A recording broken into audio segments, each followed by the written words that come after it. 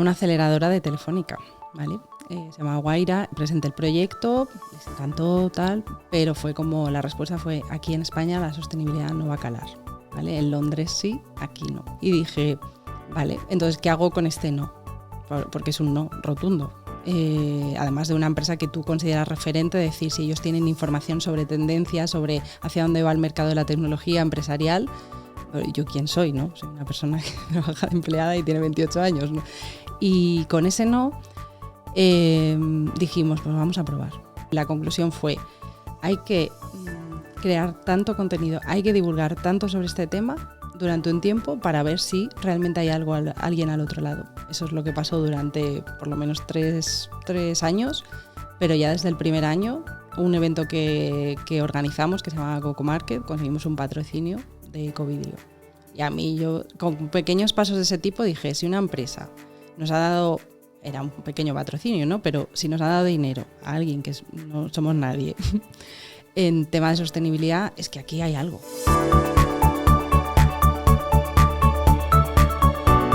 ¡Hey! Soy Tania La Santa, mentora de mujeres líderes y fundadora de Luminiscencia del Talento, la herramienta con base científica que te permite expandir tu carrera y tu negocio a través de tu luminiscencia. Vamos a adentrarnos en este fenómeno con profundidad a través de las historias de mujeres que han hecho su sello único a través de esta luminiscencia. Te dejo disfrutando de este episodio.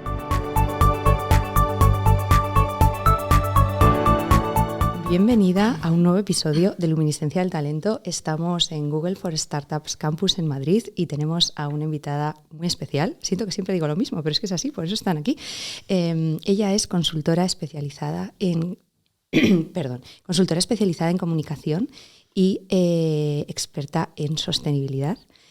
Bienvenida, María Negro. Ay, Tania, muchas gracias. Gracias a ti. Mira, también por poner un poco en contexto la entrevista, el otro día hablábamos tú y yo, ¿no? De lo importante que es a veces el decir, hey, estoy aquí, me gusta esto, estoy al otro lado, formo parte de estas conversaciones, ¿no? Yo siento que estamos como en una era del consumo silencioso, entonces nadie sabe si, hola, hay alguien al otro lado, ¿no? Totalmente. Además, esto lo hablaba también con varias personas el otro día, digo, es muy importante cuando te gusta algo o valoras el trabajo de alguien, decirlo.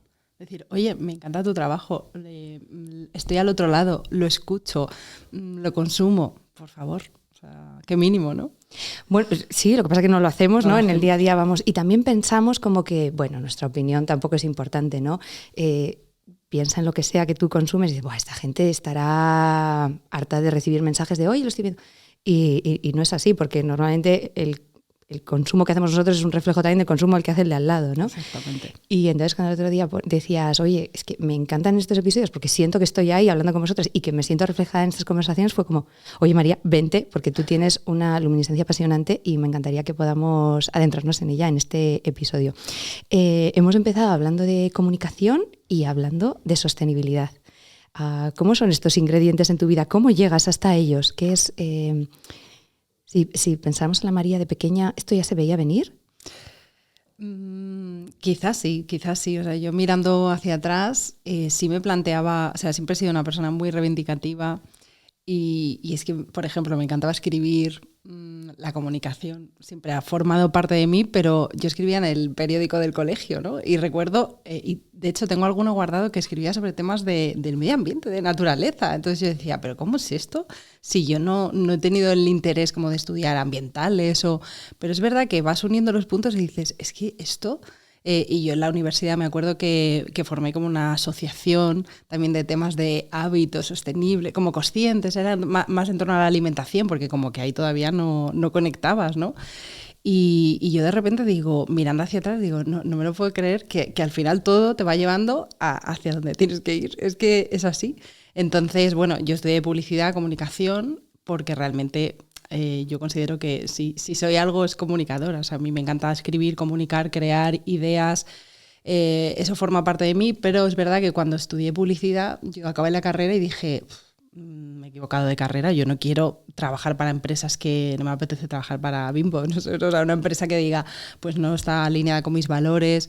Entonces, es verdad que empecé en el mundo de la comunicación, en agencias de comunicación, empecé a descubrir el mundo de los eventos, de las relaciones públicas, de trabajar en gabinetes de prensa, apariciones en prensa, y me gustaba, pero es verdad que ahí como que fallaba algo. Yo decía, bueno, pues esto es la vida laboral, pues vale.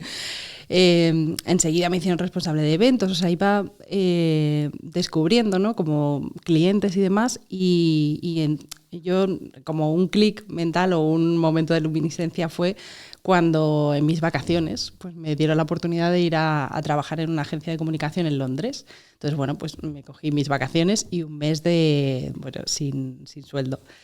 Y estuve trabajando allí, entonces ahí de repente sí que entré en el ecosistema emprendedor. Yo fui a Google Campus en Londres, entré en contacto sobre todo con todas esas empresas y de repente dije, esto me gusta, que tu trabajo y tu tiempo genere un impacto, ¿no? Es como que lo ves en pequeño y dije, esto me gusta, lo apunté ahí y entonces ya de repente empecé a descubrir muchas marcas éticas, sostenibles, que en Londres y demás en otros países estaban ya mucho más avanzados y cuando volví pues ya empecé como a fraguar esa idea. Entonces, bueno, pues empecé a leer blogs sobre temas de sostenibilidad, empecé a formarme, pero sobre todo eso todo estaba en inglés, todo era de fuera.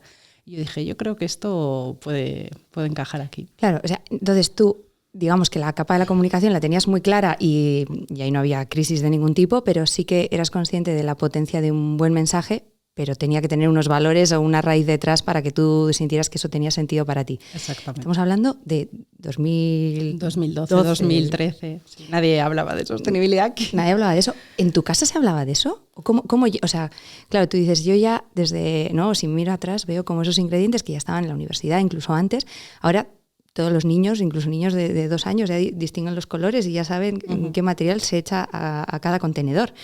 ¿Tú esto en tu casa ya había como una conciencia medioambiental, social o de algún tipo? ¿O es algo que está simplemente en ti, ¿no? Esa llamada. No. En mi casa no se hablaba de eso. No, al revés, no, eso no estaba ahí presente. Yo fue leyendo, o sea, descubriendo esa realidad fuera. O sea, dentro de mi entorno, mi casa, no. O sea, ahora miro para atrás y digo, es que no, mis padres no. Yo ya te digo, en el colegio, alguna cosa, algún blog, y luego, pues, de cara a la universidad, pues, viendo proyectos fuera. Yo investigué muchos proyectos, por ejemplo, en Alemania, en Londres, y decía, esto es como una realidad paralela que aquí no se habla, no entiendo por qué. Entonces, bueno, pues ahí investigando, de repente eso dije, aquí hay que formarse en esto. Ey, ¿te está gustando este episodio? Entonces suscríbete al canal para que podamos avisarte en cuanto salgan los siguientes. Y si estás lista para seguir detonando tu propia luminiscencia, suscríbete a la newsletter en luminiscenciadeltalento.com. Entonces, claro, tú te vas a Londres y descubres un mundo, porque no, Londres, Nueva York es donde viene la vanguardia y estamos hablando de 2010, cuando esto no se habla aquí y obviamente todo lo que lees, lo lees en inglés. Vuelves a España y dices, este es un camino para mí, ¿no? Se une con esa vía tuya reivindicativa y de decir, voy a abrir camino, ¿no? De cosas que sé que son importantes y que aquí no se le está dando importancia y decides emprender. Sí, todavía estaba trabajando en una agencia de comunicación y ahí ya empecé como a investigar. O sea, yo ya estaba trabajando y dije, va a llegar el día en el que yo deje el trabajo. O sea, era un pensamiento que dije, será antes, será después, no sé cuándo será, pero ya estaba como en mí. Y entonces pasaron varias cosas. Yo estudié un máster de dirección de la industria de entretenimiento. No tenía que ver en parte, ¿no? Es como que analizabas y trabajabas cómo funcionan los modelos de negocio de cada industria, la cultura, el deporte, lo digital, el teatro. Bueno, a mí me interesaba mucho y muchas cosas la verdad que las he aplicado en el mundo de los eventos, etcétera. Y ahí conocí a la que fue mi socia, ¿vale? Y ella tenía los mismos valores. Entonces empezamos a investigar proyectos que había en España en torno a marcas éticas, sostenibles, que sí, había empresas multinacionales que invertían en ello. Y bueno, empezamos a descubrir que realmente, por ejemplo, sí que había un ecosistema emprendedor, ahí se llamaba más verde, de impacto positivo, bueno, se utilizaban otro tipo de palabras, pero había cierto entramado empresarial. Y yo decía, ¿y por qué no se conoce esto? O sea, nos ha costado como muchísimo trabajo investigarlas, detectarlas, simplemente saber que existen, ¿no? Entonces yo dije, ¿yo qué puedo aportar a esto? Yo vengo del mundo de la comunicación, o sea, yo lo que sé, si sé de algo, es de visibilizar, de servir de altavoz y de crear canales, herramientas, formatos que visibilicen esa realidad y ayudarles a comunicar en materia de estrategia, ¿no? Que eso es lo que desde el principio hice, ¿no? Y a día de hoy a lo que me dedico, o sea, acompañar, a ser mentora de este tipo de proyectos, ayudarles en materia de comunicación, estrategia y marca. Y eso fue lo que en un primer momento hice con el hervidero de ideas. Entonces yo con esta persona, con esta chica que empecé de socia bajo el hervidero de ideas, estuvimos juntas 2 años y ahí yo lo empecé a compatibilizar con mi trabajo. Justo vino una crisis, o sea, yo ya estaba diciendo, bueno, este año voy a dejar el trabajo porque es el momento. Y bueno, yo trabajaba en una agencia muy pequeña, empezó a perder clientes, porque teníamos NH, Hamburgers, clientes de como turismo, inmobiliarias. Empezó la crisis, empezaron a perderse clientes y a mí me despidieron. Y yo me lo tomé como una señal. Genial, tengo un dinerito con el que puedo contar para... Entonces, pues así fue y así empecé. Entonces estás con una socia y luego continúas tú sola. ¿Cómo es ese proceso de concebir un modelo de negocio con alguien y luego que esa persona se salga, quedarte tú?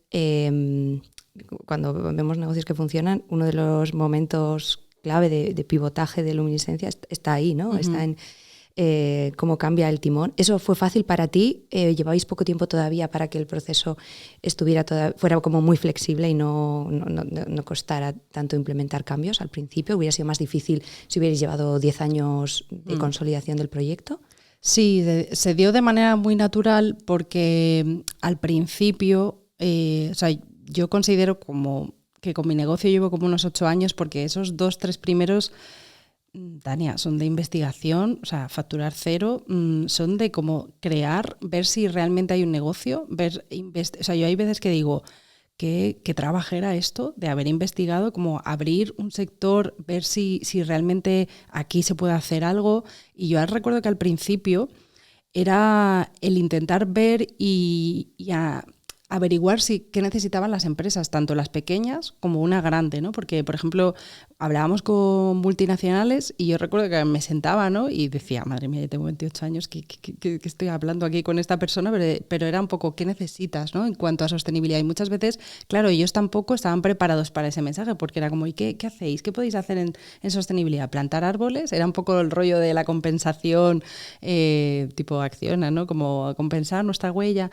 Y más allá de eso, como que no se tangibilizó, o sea, no era tangible el qué se puede hacer en sostenibilidad a nivel empresarial. Ahora sí, ¿no? Porque una empresa de eventos puede hacer más sostenible su evento, el que puedes dar charlas y formación, más temas de divulgación, o sea, hay muchas formas de hacer material o más tangible que alguien tenga un compromiso o un posicionamiento de sostenibilidad. Y en ese momento no tanto. Y realmente esos primeros años fueron como mucha investigación, entonces sí vamos teniendo clientes y lo que al principio hicimos mucho fue como tenemos que hacer visible que esto existe y que somos ese agente en cuanto a sostenibilidad y comunicación que las empresas puedan necesitar. Entonces lo que creamos fue mucho esfuerzo de crear iniciativas, crear campañas de visibilización, ir aquí, ir a eventos. Yo recuerdo hablar con el director de marketing de un festival y decir, no, es que pues realmente nos interesa la sostenibilidad en BIME, en Bilbao, y pues mira, os vamos a dar un espacio y montarnos algo. Y yo pensé, ¿qué hacemos? Y dije, bueno, vale, pues algo crearemos. Entonces, y así fue. Entonces, sí fuimos probando diferentes sectores como organización de eventos, más divulgación y formación en temas de sostenibilidad, temas de comunicación y más acompañamiento. Y, por ejemplo, mi socia venía del mundo de los eventos, entonces fuimos derivando hacia ahí, pero ya realmente entre que ella a nivel personal tenía más familia, no podía dedicar tantas horas, y que al final los clientes que íbamos ganando eran más de mi campo de comunicación, pues se dio de manera natural. O sea, al final la salida y no fue como un drama, ¿no? Sí, claro, estamos hablando de que estáis creando la necesidad porque las empresas ni siquiera la han detectado, por tanto no tienen presupuesto tampoco estimado para ello, es picar piedra. Picar piedra. Hace más de 10 años, y estás hablando de que tú tenías 28 años, por lo tanto pues no tienes las habilidades de negociación que tienes ahora. cómo te sientas con los responsables de estas empresas, de estas multinacionales, consigues que te atiendan y que habléis de, sin ni siquiera no les vas a solucionar un problema que tienen, es que no consideran que tienen un problema ni tienen tiempo para eso. Había una cosa positiva, y es que sí había un interés incipiente y una necesidad como de innovar en ese campo, de vanguardia, como de sobresalir. Es verdad que yo hablaba con, al final, personas, ahora hay cargos específicos, ¿no? Director de sostenibilidad, director de RSC.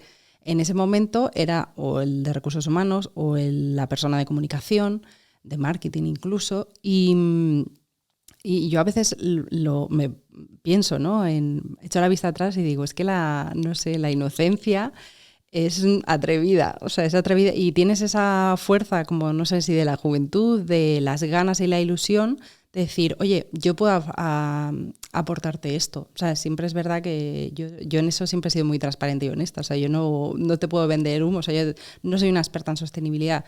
Yo tengo esta formación y sobre todo lo que te puedo aportar es esto. A nivel de posicionamiento te puedo hacer tangible lo que tú necesites. O sea, si por ejemplo era más en cuanto a eventos, en cuanto a una formación, en cuanto a charlas a empleados. Y entonces ellos de repente sí que decían, oye, es que realmente este mensaje nos interesa. O sea, hacer de alguna manera tangible que nos interesa la sostenibilidad, que somos una empresa en valores, no lo queremos poner en unas palabras en una web, sino realmente necesitamos de alguna manera acercar esto a nuestros stakeholders, o sea, a nuestros empleados, accionistas, quien sea. Me encanta que digas esto porque creo que la mayoría de la gente cuando tiene un proyecto propio, me da igual bajo marca personal, marca comercial, que sean ellos o ellas solas o que tengan un equipo de 3-5 personas. Siempre hay como un miedo, ¿no?, a dirigirte a grandes multinacionales, es decir, que no tengo contactos ahí o mi propuesta les va a interesar o no. En tu caso se añade la capa de ni siquiera saben de qué el idioma que hablo. No entienden el qué haces. Claro, y tú a día de hoy has trabajado con las principales multinacionales que tienen presencia en este país. Estamos hablando de... O sea, todas estas formaciones para IKEA, LinkedIn, Wallapop, otras nacionales. Sí. ¿Qué consejo le darías a estas personas que, bueno, pues que no están aprovechando las oportunidades, ¿no?, porque sienten que son el pez pequeño frente al pez grande?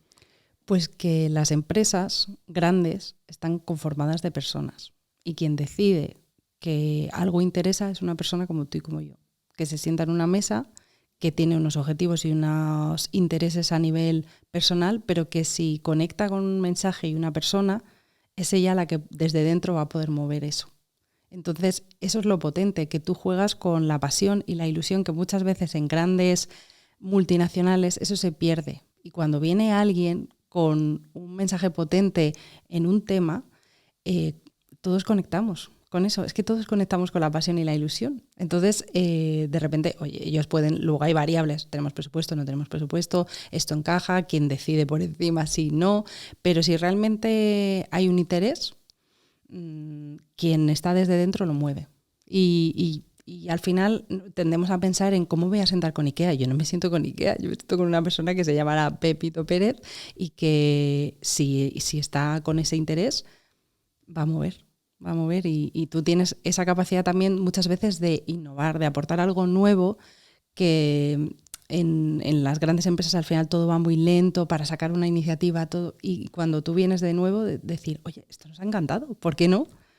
Y yo diría, o sea, yo animaría a todo el mundo a probar, porque es que el no ya lo tenemos. Yo desde el principio sí que me di cuenta que dije, y más en este sector, digo, nadie va a venir a mi puerta a ofrecerme nada. Nadie, porque nadie ni siquiera lo entiende. En España no se habla de esto.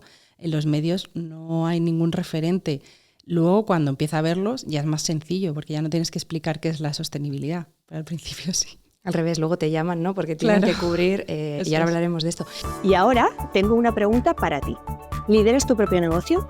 Entonces te espero en tanialasanta.com para recibir mentoría estratégica que te ayude a alcanzar el posicionamiento y la facturación que tu negocio merece.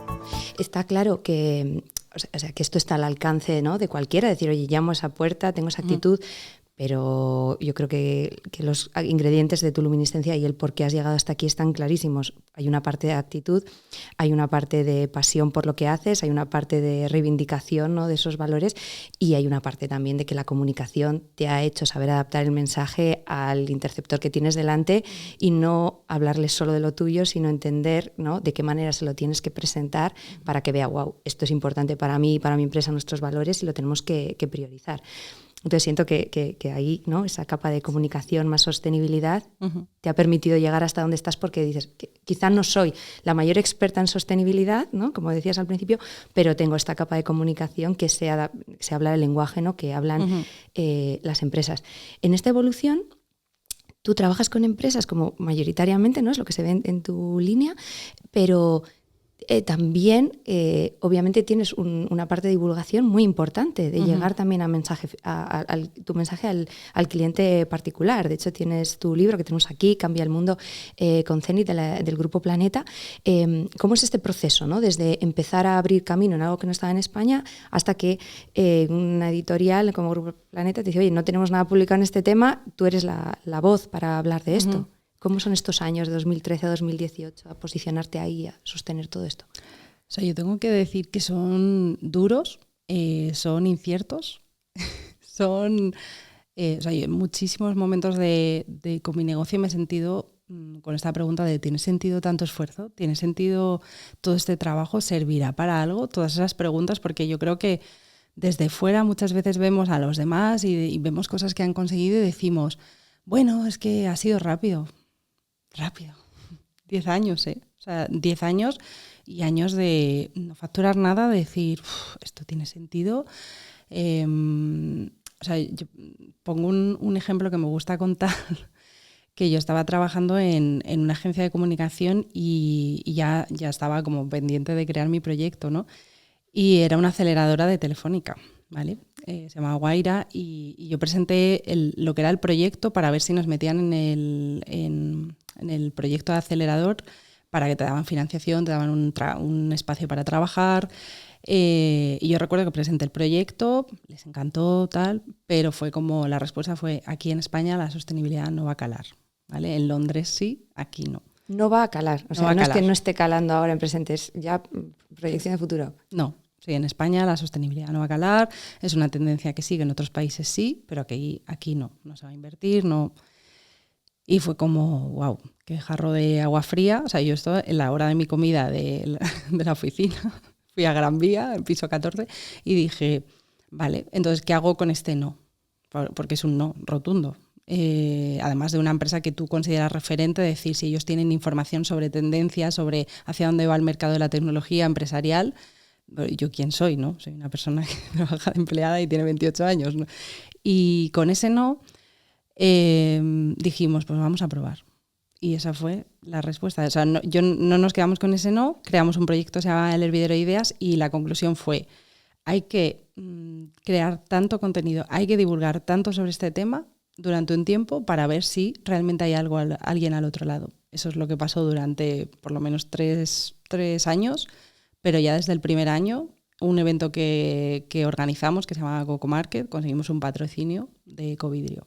Y a mí, yo con pequeños pasos de ese tipo dije, si una empresa nos ha dado, era un pequeño patrocinio, ¿no? Pero si nos ha dado dinero a alguien que no somos nadie en tema de sostenibilidad, es que aquí hay algo. Y si esos pequeños pasos que se iban dando, de repente pues una empresa quería aparecer en el blog, te llamaban, oye, pues hay un artículo, queremos tu opinión, y esto era 1 año y medio, 2 años de un blog, simplemente, porque yo no puedo considerar que eso fuera una empresa. Ves cierto interés, ahí de repente dices, vale, aquí sí hay algo, ¿no? Entonces ahí empezamos a crear iniciativas pues para visibilizar, pues eso, con Coco Market era como un market que unía marcas sostenibles, donde ellas podían vender, había actividades divulgativas, talleres, etcétera. Entonces creábamos mucho contenido Y aquí ya considero que era mi parte, ¿no? Toda la parte de comunicación, de creación de contenido, para poner en el mapa y hacer tangible y que la gente entendiera qué es la sostenibilidad, ¿vale? Qué es una empresa sostenible, etcétera. Entiendo, perdona, que eran mercados presenciales, ¿no? En esa época donde estaban muy de moda los pop-ups markets y todo esto, ¿no? Por el contexto, vale. Sí, esa era todo tipo, en la época festivalet, etcétera. O sea, hablamos de 2012, 2014, 2015, por ahí. Y entonces ahí ya la gente iba entendiendo, ¿no? Vale, una marca ética y sostenible es este tipo de tal. Consumir de manera responsable es apostar por este tipo de comercio más local, más pensado, con valores, materiales. Se hacía tangible de esa manera, ¿no? Y después de todos estos años hubo una crisis para mí también, que fue cuando de repente mi trabajo empezó a derivar hacia el de ser un creador de contenido, influencer de temas de sostenibilidad.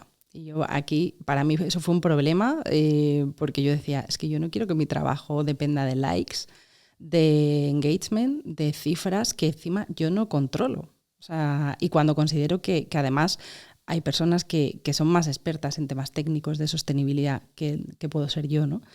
Entonces, enseguida dije, no. Yo, por eso mi trabajo siempre ha tenido dos facetas. La parte más de mentora, consultora en temas de comunicación me he enfocado a emprendedores y temas de estrategia y comunicación, y la parte más divulgativa que siempre la he enfocado a formaciones de cara a sostenibilidad.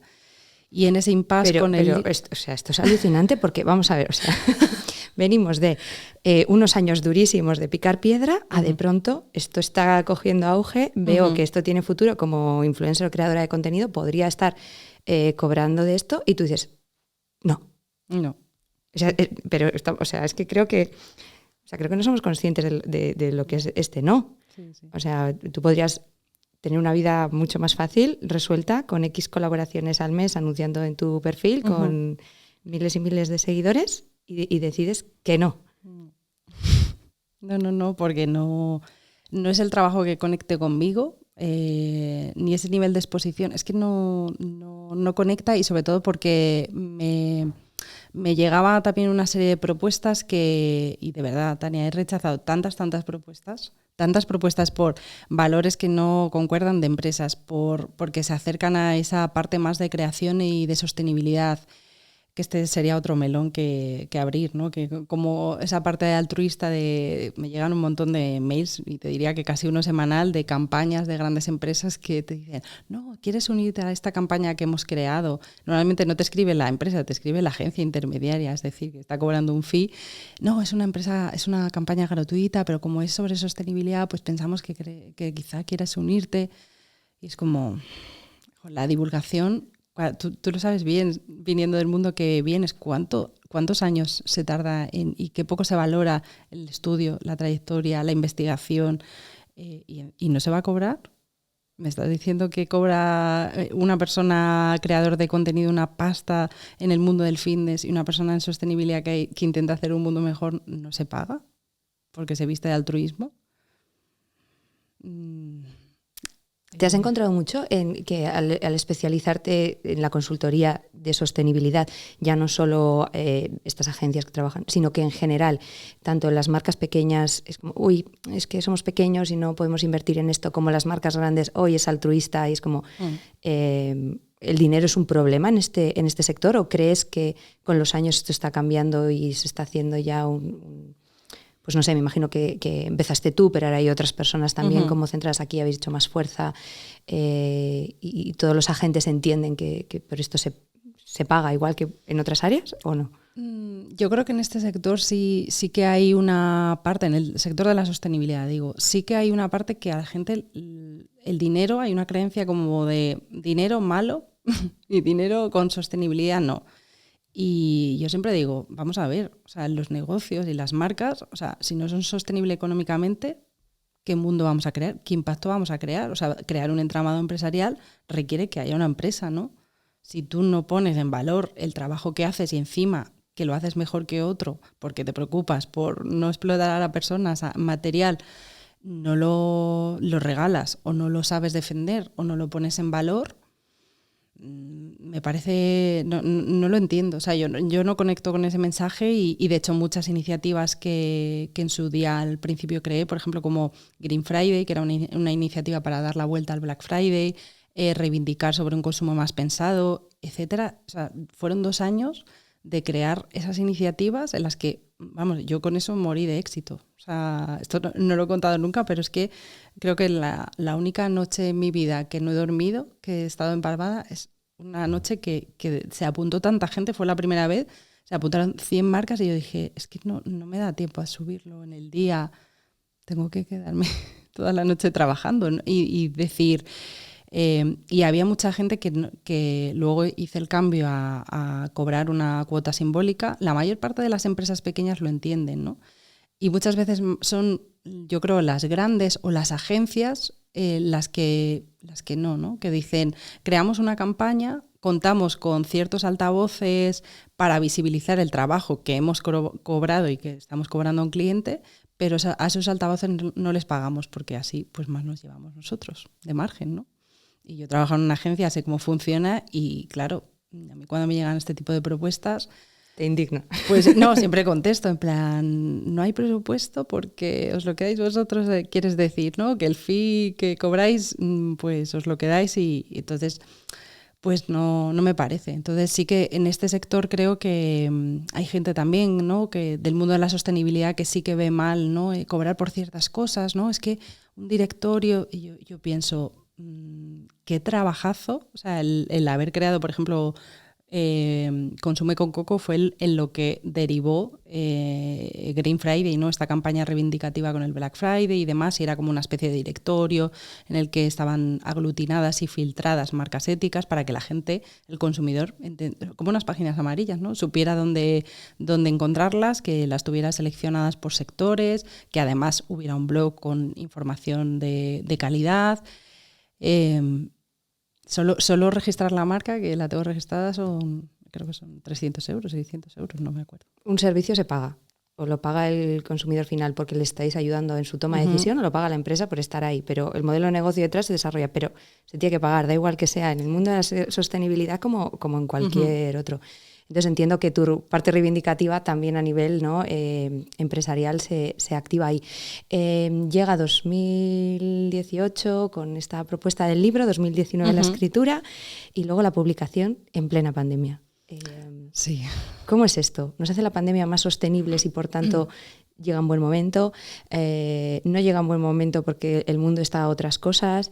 ¿Cómo es la evolución de pasar a tener este mensaje ahora en este soporte que es un legado independientemente de en qué año se publique? Sí, yo de hecho cuando ya me planteé hacer el cambio, que fue 2018, ya hice el cambio de marca comercial del Hervidor de Ideas a Soy María Negro, porque me quería desvincular un poco de la faceta de influencer. Y ahí fue como mágico, ¿no? Porque yo ese año, en típicos objetivos del año, me planteé, ¿no? Dije, ¿qué quiero conseguir este año? ¿No? Y dije, escribir un libro sobre este tema, ¿no? Y un 20 de diciembre me llegó la propuesta de Planeta y dije, wow, para escribir el libro que yo quería, ¿no? Y en ese momento, yo que me encanta bichear librerías y demás, no había ningún libro sobre esto. Yo decía, ¿por qué hay un libro sobre Marie Kondo, cómo organizar mi casa, cómo hacer cenas en 10 minutos y no hay ninguno que no sea técnico? O sea, que yo entienda en mi vida qué pasos puedo dar para llevar una vida más consciente, sostenible, que entienda causa-consecuencia, ¿no? Cómo reducir residuos, cómo elegir una marca ética y demás. Y entonces yo recuerdo que me lo ofrecieron y dije, vale, genial, pues 2019 me confiné, o sea, yo no viví una pandemia porque vivía ahí confinada escribiendo y dije, en 2020 voy a viajar, jaja. ¡Sorpresa! ¡Sorpresa! Entonces el libro iba a salir en marzo el 26 de marzo de 2020. Se atrasó porque fue un poco de momento pánico, de decir, Dios, no, ahora estamos en modo miedo, por favor, no o sea, si el lanzamiento va a pasar totalmente desapercibido, o sea, y algo que llevas 1 año y pico trabajando, o sea, es como tan largo, yo no me imaginé, y me encanta escribir, nunca pensé que el proceso de escribir un libro fuera tan duro, tan solitario, tan exigente, y bueno, se retrasó a justo casi junio, pues final de mayo, entonces sí fue en cierto momento un buen momento por la conciencia, ¿no? Por esas ganas de salir, por esa esa cosa de queremos ser mejores, de concienciamos el mundo, ¿no? O sea, que sí podía haber cierto interés, pero es verdad que también estábamos a otras cosas. Entonces sí que fue complicado también. O sea, no fue el mejor momento, hubiera sido otro año, otro momento, pero bueno, las cosas surgen cuando surgen. ¿Crees que esos valores que ese nivel de conciencia que se puso ahí de consumir en el mercado de proximidad, con tu dinero ahora apoyas las causas y las marcas que perdurarán y las que no, ¿ese nivel de conciencia ha ido desapareciendo? ¿O crees que ha habido hábitos que, pues eso, ¿no? Más sostenibles, que hay gente que sí que ha mantenido a raíz de ahí? No sé, ¿cómo es tu experiencia en esto? Yo creo que en otros años sí que la gente estaba como más consciente, ¿no? Yo no sé si ahora también desde la pandemia, si es algo más a nivel sociológico, no sé, como sí veo cierto individualismo que entendemos los valores pero que nos cuesta practicarlos. Es un poco esa percepción. Entonces, quizá es por salud mental, porque estamos como muy saturados con otras cosas, con cómo cuesta la vida. Y entonces, bueno, pues a veces si el alquiler está aquí, los gastos, la inflación, etcétera, y el emprendimiento, si encima eres emprendedor, pues decir, jolín, tanta presión me ahoga y intentar ser coherente de valores y practicarlo en mi día a día como que ya es una tarea más de la checklist que está ya muy grande. Entonces esa es la percepción que a día de hoy que yo noto, que estamos como un poco cansados de todo y como que eso cuesta. Pero es verdad que luego hay otra parte, otra cara de la moneda en la que seguimos conectando con proyectos que están alineados con nuestros valores, con personas con las que conectas y eso, pues por ejemplo, la parte de sostenibilidad es un gran valor, ¿no? Con el que te puede permitir hacer destacar, que a día de hoy por lo menos todavía sigue siendo pues parte de diferenciación o de algo de innovación, ¿no? Ya no tanto como hace unos años, pero que se sigue valorando. Entonces, esto pasa en estos 10 años de ser un área vacía, inexistente, cuando tú haces esa apuesta tan grande, que inicialmente tu socia también, pero obviamente tú te quedas en el barco y es la que hace la apuesta mayor y que continúa con esto, pasáis por muchas etapas, ¿no?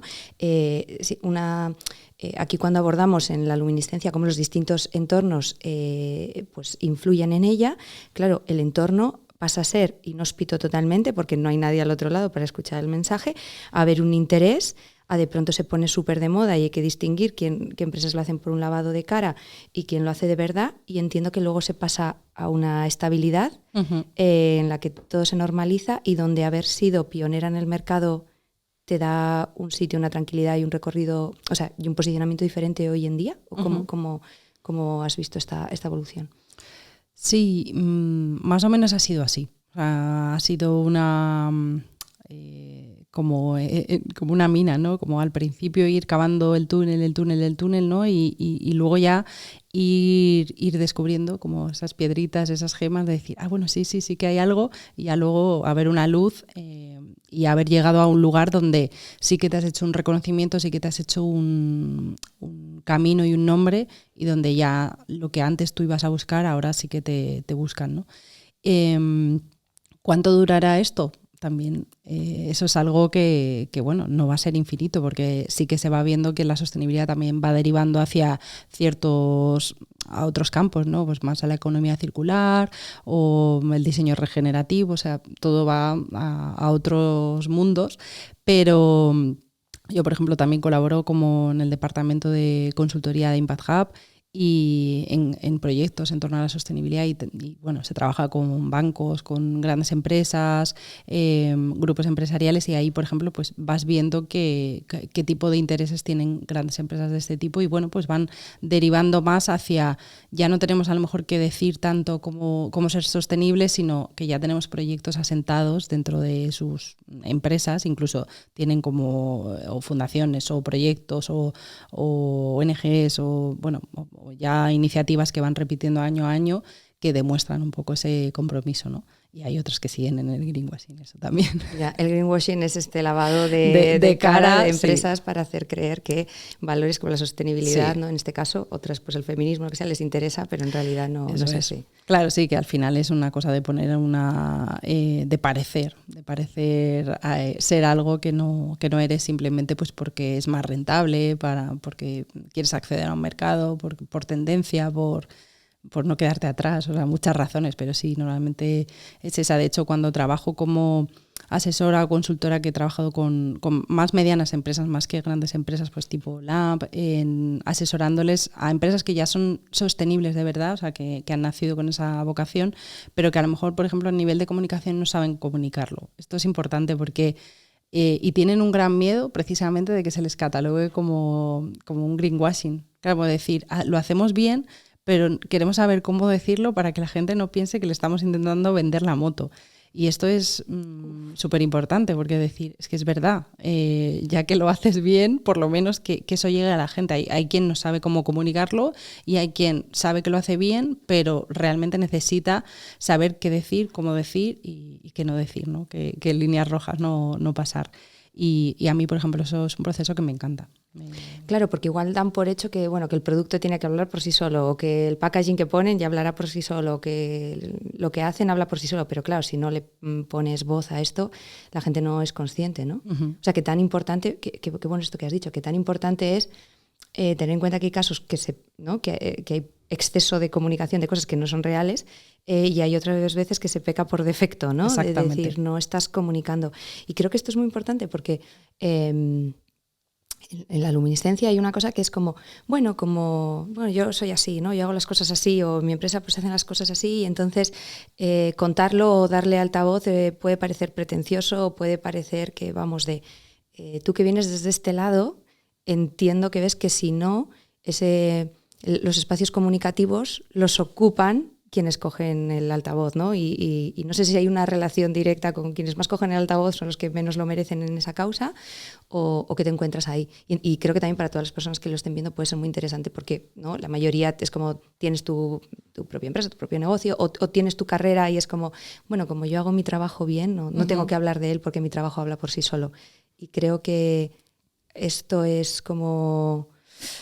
No sé, yo por ejemplo pienso, ¿no? Yo cuando venía de ciencias era como, que no sé, es como que la capa de comunicación no solo es que no le diéramos importancia, sino que huíamos de ella. Y teníamos también mucho miedo a que vinieran los periodistas a decir cosas que realmente le quitaban el rigor o tal, ¿no? Claro. Pero claro, si no lo adaptas al lenguaje de la persona que está recibiendo el mensaje, no van a entender lo que estás haciendo en tu investigación, en tu empresa. ¿Cómo es de importante esta capa? Y cómo se infrautiliza por parte de la gente que realmente tiene muchas cosas que contar y que merecen la pena ser contadas. Claro, es que es un temazo, porque hay quien peca de pasarse, ¿no? Y de repente, yo, qué bien hago esto, todo lo que hacemos, tal. Y el ego pues no conecta con nadie.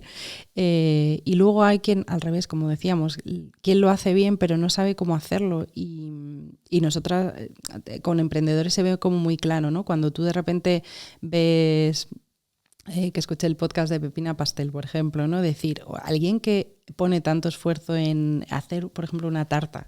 O sea, si yo solo te cuento que tengo tartas y que valen tanto, incluso si tienen un precio mayor y no te cuento todo lo que hay en el medio, vas a pensar, qué caro, ¿no? Que es lo que es el pensamiento que suele tener la gente cuando compara un producto que no es sostenible del que es sostenible, ¿no?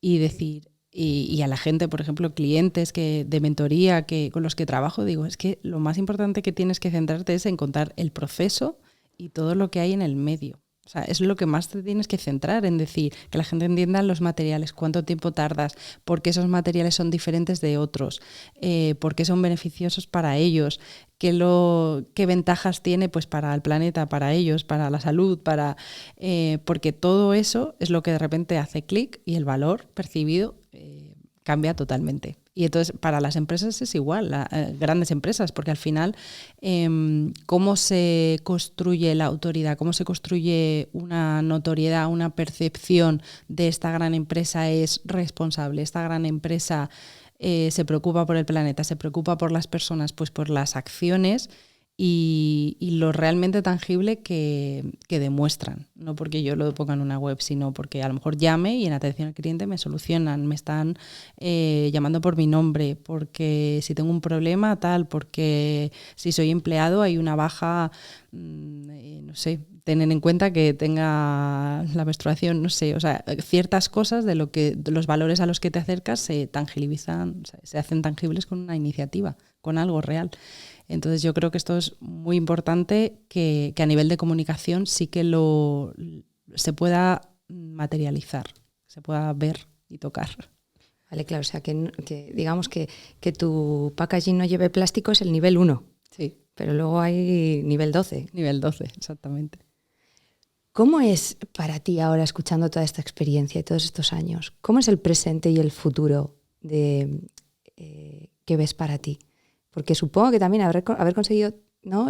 Tantas cosas y haber visto que lo que un día fue una ilusión o incluso un no de Telefónica, de esto no va a calar en España, darte cuenta de que es un sí y que esto ya está conseguido, ¿no? No sé si motiva o llega un momento que es como el sueño está conseguido, ¿no? Uh-huh. Aparece otro, hay que buscarlo, entra un momento como de crisis personal de ¿y ahora qué? Uh-huh. Sobre todo cuando es algo, ¿no? tan reivindicativo, tan pasional, tan... Es un poco de las dos, ¿eh? Porque a mí el proyecto, tanto la parte más de comunicación, de estrategia, de mentoría, de negocios, me encanta y me sigue conectando muchísimo el trabajar con personas de tú a tú, de manera personalizada, ver sus proyectos, cómo crecen, o sea, eso me encanta. Y la otra parte de sostenibilidad, eso como que me reafirma, ¿no? Decir, qué guay que me llega esta propuesta y que la persona que han elegido soy yo. O sea, es como que sí me confirma el decir, jolín, todo ese trabajo que hace unos años veía tan duro, o sea, tan duro de decir, yo pensaba muchas veces de decir, no sé si tiene esto sentido realmente, ver que ahora sí, ¿no? Y yo es verdad que ahora sí que estoy en un momento tanto profesional como personal, o sea, un poco crisis de muy bien, o sea, me va bien el negocio, lo que ofrezco me sigue conectando conmigo, pero noto como que hay un momento de transformación que todavía no lo veo, o sea, percibo cosas de hacia dónde quiero ir, pero que yo noto que es un momento de cambio. Entonces hay una parte de miedo e incertidumbre de hacia dónde va a ir esto, pero con ganas también. ¿Te da más tranquilidad el saber que has vivido, o sea, que te has movido en la incertidumbre profesional durante mucho tiempo y entonces como que sabes gestionar todas esas emociones que aparecen en ese proceso? Sí, ahora sí.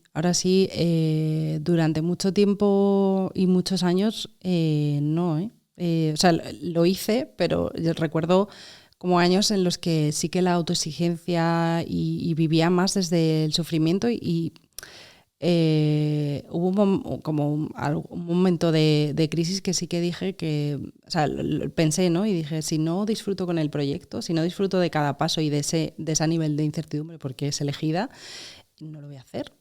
Eso también fui consciente de decir, tienes que tomarte esto de otra manera porque si no es sano. O sea, esa es la palabra, o sea, no es sano y cuesta la salud. Y yo me ha costado algún achaque de salud y he dicho, no, de esta manera. Entonces es verdad que las crisis, tanto personales como profesionales, los momentos en los que ha ido cambiando el proyecto, me han demostrado, o sea, primero que tengo muchos recursos, mucha resiliencia y herramientas para enfrentarme a lo que hay y que yo primero. O sea, eso, claro, eso nadie te lo enseña, lo sufres, ¿no? O ves las consecuencias cuando no te ocupas, pero yo sí que en momentos, por ejemplo, de crisis personal que he vivido, por ejemplo, hace un año y pico, ya desde hace mucho tiempo siempre trabajo, pues, por ejemplo, priorizando muy pocas horas de trabajo, en el que hago mi deporte a primera hora de la mañana y en el que la prioridad no va por las listas de tareas ni casi clientes, ¿no? que evidentemente están ahí, sino tú, porque si no te cuidas tú, está claro que lo demás no puedes sostenerlo. Entonces eso es lo principal. ¿Has tenido la tentación en algún momento de estos años de volver a trabajar por cuenta ajena? ¿O te ha surgido la oportunidad también de que alguna empresa te dijera, oye, ¿por qué no vienes a nuestro departamento y lo construyes dentro? ¿O esto no se ha dado? Sí, o sea, ofrecerme puestos me han ofrecido un montón. Esto que no lo escuche mi padre. que siempre quiere que trabaje para otra empresa. Por esa tranquilidad de exfuncionario. Pero sí que... Y evidentemente en momentos lo he pensado. O sea, lo he pensado, ¿no? En momentos en los que de repente cuesta todo. O sea, no vamos a hablar aquí del sistema fiscal en España, o sea, de un montón de cosas que dices... Jolín, ¿cuánto cuesta, ¿no? Qué duro es a veces para sacar adelante un proyecto en España. O sea, esa es la respuesta. O sea, yo recuerdo que cuando empecé a investigar estos proyectos en Londres decía, jolín, es que allí no pagas cuota de autónomos, pagas en función de lo que ingresas. En muchísimos países es ese sistema, ¿no? Y dices, aquí... Entonces sí que he tenido esa tentación, evidentemente, pero ahora no. Pero no era tu camino, digamos, que te compensaba más el ser independiente y tener esa libertad. Sí, yo valoro muchísimo esa parte de libertad, esa parte de cambio, esa parte de adaptar mi vida o sea, mi trabajo a mi vida y a mis necesidades vitales. Es decir, si tengo familia el día de mañana, pues poder adaptarlo. Para mí eso es primordial. Y también igual libertad de cambio, de decir pues esos cambios o bandazos que he hecho en otros momentos, que también de cara afuera la gente puede decir, pero ¿cómo? Pues lo que tú decías, ¿cómo has rechazado esa parte de ser más creadora ya de contenido, influencer, que a lo mejor vivías mejor, etcétera? Pues decir, bueno, también tengo esa libertad de decir, si esto no, se cierra y se acabó. Y vamos hacia lo que sí. Y es que también somos como personas y como emprendedores, vamos evolucionando. Nuestros intereses no son los mismos de hace 10 años. No. Ya, aunque tú dices que como que esa parte de independencia era muy importante para ti, yo creo que en tu luminiscencia hay un claro componente también y un claro peso de las colaboraciones y del trabajo en red. Y creo que tú lo pones también como muy en valor esto, ¿no? Uh-huh. Creo que es una persona que se ha movido mucho, que decías al principio, no he esperado a que me llamen, pero creo que es algo que sigue estando como en tu actitud a día de hoy. Yo recuerdo, me vas a perdonar que no sé qué año era, pero hicimos una iniciativa que era Me Atrevo con Stories, allá por cuando los Stories empezaron. Esto estamos hablando del Paleolítico. Entonces yo compartí que me daba miedo en ese momento, pues el momento de salir a grabar Stories, porque me sentía muy ridícula, me juzgaba mucho y entonces muchas mujeres dijeron, oye, me pasa lo mismo, y dijimos, oye, vamos a proponernos durante 30 días, sabiendo que estamos todas al otro lado, salir cada día, ¿no? Y eso, de ahí nació pues que hay gente que sigue haciendo directos porque empezaron a hacer directos a raíz de eso y llevan años haciendo un directo cada viernes, o gente que pues ahora pues hacemos stories y nos da un poco igual, teniendo en cuenta que siempre hablarle a la cámara no es como hablar con personas, pero en ese momento más de 100 personas nos unimos en 24 horas más de 100 mujeres para atrevernos a vencer como esa dificultad y tú nos ayudaste a llegar a medios de comunicación simplemente porque te subiste también a la causa y dijiste, mi talento, mi capacidad ahora mismo es hacer que esto llegue, ¿no? Y salimos sin maquillar, todos así como estábamos en Telva o en revistas donde parecería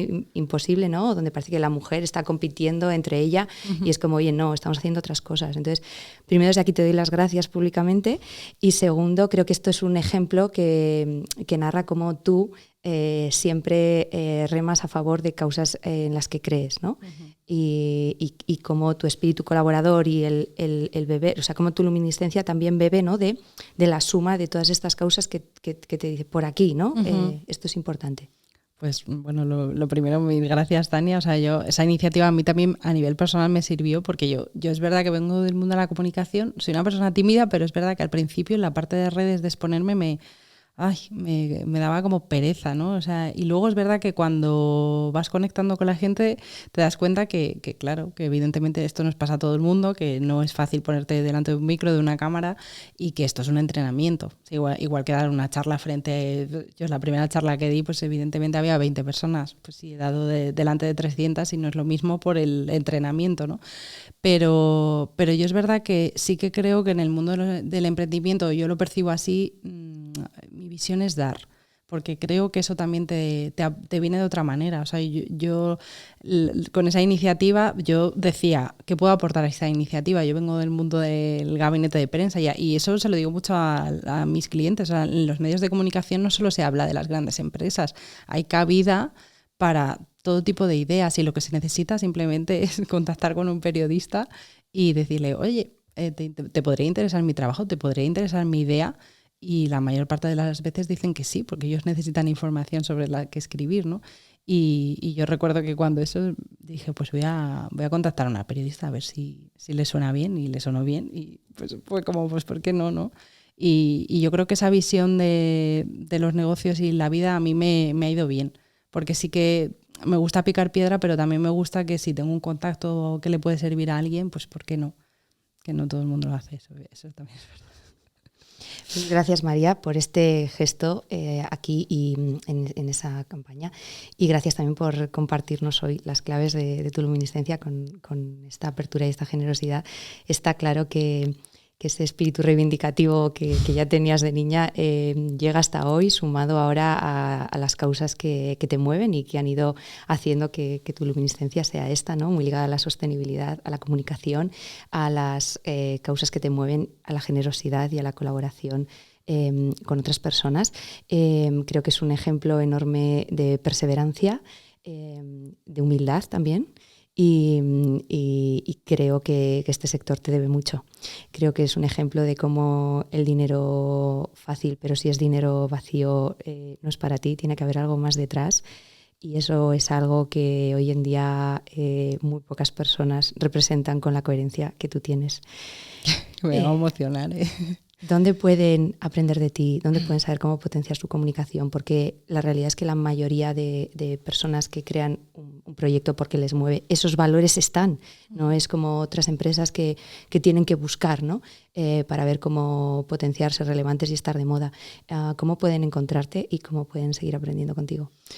Pues en mi web, básicamente soy marianegro.com y diría que mi Instagram, aunque esto lo he estado trabajando para que mi negocio no dependa de Instagram, pero es @soymarianegro y bueno, siempre contesto mensajes, pero a mí, por ejemplo, el canal que más me gusta es la newsletter, que es donde yo creo que hay al final un canal más directo.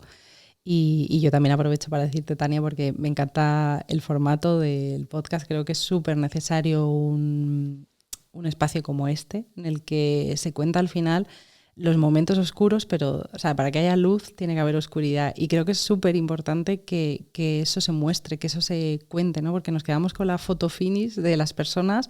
Ha llegado aquí, ha salido en este medio de comunicación, no sé quién, está de ponente de un evento, pero y todo lo que pasa en el mientras, que es lo más importante para llegar ahí. Creo que es lo que más información te da sobre ti mismo cuando lo transitas y sobre los demás también, porque te das cuenta que nada es repentino y que todo eso va conformando la historia de la persona. Así que yo te felicito por este espacio porque me parece súper necesario y brutal. Así que enhorabuena. Gracias a ti por estar aquí y porque de verdad lo que dices es una prolongación de lo que crees.